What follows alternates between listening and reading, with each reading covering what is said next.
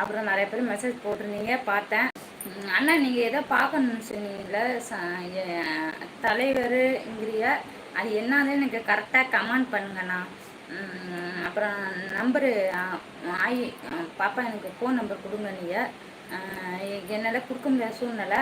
நீங்கள் number message பண்ணுங்கன்னா கண்டிப்பாக நான் உங்களுக்கு கால் பண்ணுறேண்ணா. அப்புறம் வந்து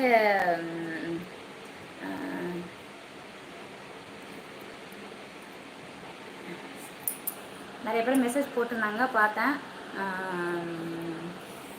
அப்புறம் வந்தேன்னா நீங்கள் ஆயின் அனுப்பிங்க. நானும் கமெண்ட் பண்ணேன், ஆயின் தான் சொன்னேன், ஆயினா ஆனால் அதுக்கப்புறம் நீங்கள் வெளியில் போயிட்டீங்க. அது என்ன காரணம்னு தெரியல, மெயினாக அது சொல்லிக்கிறேன். அப்புறம் சதீஷ்